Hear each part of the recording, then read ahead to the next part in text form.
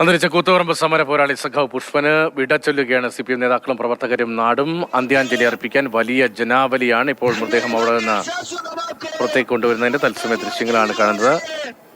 MV Jayarajan ഉൾപ്പെടെയുള്ളവരെ നമുക്ക് ആ ദൃശ്യങ്ങൾ കാണാം. മറ്റു പ്രധാനപ്പെട്ട നേതാക്കളെല്ലാം ഉണ്ട്. പാർട്ടി സെക്രട്ടറി MV ഗോവിന്ദൻ, റഹീം, ജെക്സി തോമസ്, അങ്ങനെ പ്രധാനപ്പെട്ട തലമുതിർന്ന CPM നേതാക്കളും DYFയുടെ ഇപ്പോഴത്തെ നേതാക്കളും DYFയുടെ മുൻ നേതാക്കളും കണ്ണൂർ ജില്ലയിലെ പ്രധാന നേതാക്കളും എല്ലാം അവരുടെ പ്രിയപ്പെട്ട സഖാവിന് അന്ത്യാഞ്ജലി അർപ്പിച്ച് അന്ത്യാഭിവാദ്യം അർപ്പിച്ച് ഇപ്പോൾ സംസ്കാര ചടങ്ങുകൾക്കായി മൃതദേഹം കൊണ്ടുപോകുന്നു എന്ന് വേണം മനസ്സിലാക്കാൻ. ഫെലിക്സ് ആണുള്ളത്. ഫെലിക്സ്, പൊതുദർശനം പൂർത്തീകരിച്ചതാണോ നമ്മൾ ഈ ദൃശ്യങ്ങളിൽ കാണുന്നത്?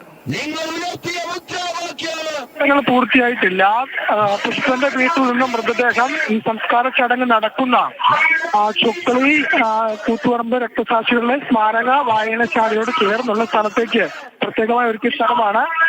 അവിടേക്ക് ഇപ്പോൾ മൃതദേഹം എത്തിച്ചതേ ഉള്ളൂ. അല്പസമയത്തിനുള്ളിൽ മാത്രമാണ് സംസ്കാര ചടങ്ങുകൾ ആരംഭിക്കുക. CPMന്റെ പ്രധാന നേതാക്കൾ എല്ലാവരും തന്നെ സംസ്കാര ചടങ്ങിന് എത്തിയിട്ടുണ്ട്. നേരത്തെ പൊതുദർശനത്തിനടക്കം നേതാക്കളെത്തി സഖാവ് പുഷ്പൻ അന്ത്യാഭിവാദ്യം അർപ്പിച്ചിരുന്നു. അതിനുശേഷം എല്ലാ നേതാക്കളും സംസ്കാര ചടങ്ങ് നടക്കുന്ന കൂത്തുപറമ്പ് സ്മാരക വായനശാല, ചുക്കളിയിലെ വായനശാലയോട് തൊട്ടു മുമ്പിലായി പ്രത്യേകമായി ഒരുക്കിയിരിക്കുന്ന സ്ഥലത്തേക്ക് ഇപ്പോൾ നേതാക്കന്മാരെല്ലാവരും എത്തിയിട്ടുണ്ട്. അല്പസമയത്തിനകം സംസ്കാര ചടങ്ങുകൾ നടക്കും. ഏതായാലും വലിയ പോരാട്ടത്തിന്റെ, സമര പോരാട്ടത്തിന്റെ ഒരു പ്രതീകമാണ് CPMനെ സംബന്ധിച്ചിടത്തോളം സഖാവ് പുഷ്പൻ.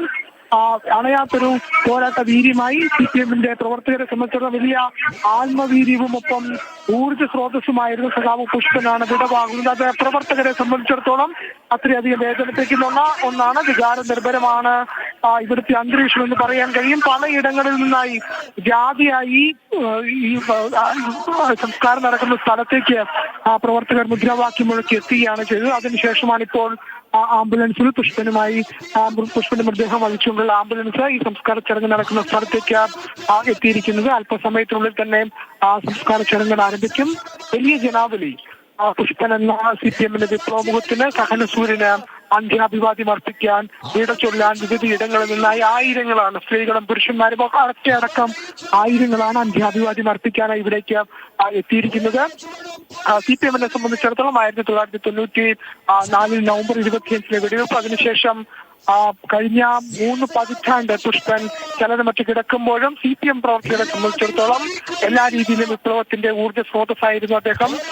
അണയാത്ത പോരാട്ടത്തിന്റെ വീര്യം, ഒപ്പം തന്നെ എല്ലാ രീതിയിലും പുഷ്പൻ എന്ന വ്യക്തി, പുഷ്പൻ എന്ന സഖാവ് CPM പ്രവർത്തകരെ സംബന്ധിച്ചിടത്തോളം അത്രയധികം ആത്മവീര്യം നൽകുന്ന ഒരു പോരാട്ടത്തിന്റെ പ്രതീകമായിരുന്നു. ഏത് പ്രതിസന്ധി ഘട്ടത്തിലും പാർട്ടിക്കൊപ്പം നിന്ന്, അല്ലെങ്കിൽ പാർട്ടിയെ ഇടനെഞ്ചോട് ചേർത്ത സഖാവ് പുഷ്പൻ 3 പതിറ്റാണ്ടിന് ശേഷം വിട പറയുമ്പോൾ പ്രവർത്തകരെ സംബന്ധിച്ചിടത്തോളം വലിയ വിടവാണ്. ഒപ്പം തന്നെ അവർക്ക് ഇത്രയും കാലം ആത്മവീര്യം പകർന്നു തന്ന, അല്ലെങ്കിൽ അവർക്കൊക്കെ ഈ പ്രസ്ഥാനത്തോട് ചേർന്ന് നിൽക്കാൻ ഏറ്റവും കൂടുതൽ അതിന് ആശ്രയമായി മാറി, അല്ലെങ്കിൽ അവർക്കെല്ലാം വലിയ ആശ്വാസമായി നിന്ന സഖാവ് പുഷ്പനാണ് ഏറ്റവും ഒടുവിൽ വിട പറയുന്നത്. അത് പാർട്ടി പ്രവർത്തകരെ സംബന്ധിച്ചിടത്തോളം വലിയ ഒരു വികാര വായ്പാണ്, അല്ലെങ്കിൽ വികാര നിർഭരമാണ് ഇവിടുത്തെ അന്തരീക്ഷം എന്ന് പറയാൻ കഴിയും. CPMനെ സംബന്ധിച്ചിടത്തോളം പ്രത്യേകിച്ച് CPMന്റെ എല്ലാ പ്രധാന നേതാക്കളും ഇവിടെ എത്തി സഖാവ് പുഷ്പന് അന്തിമോപചാരം അർപ്പിക്കാൻ, അന്ത്യാഭിവാദ്യം അർപ്പിക്കാൻ എത്തിയിരുന്നു. കോഴിക്കോട് നിന്നും വിലാപയാത്രയെ മൃതദേഹം ഇവിടേക്ക് എത്തിച്ച സമയത്തും വഴിയിലുടനീളം ആയിരങ്ങളാണ്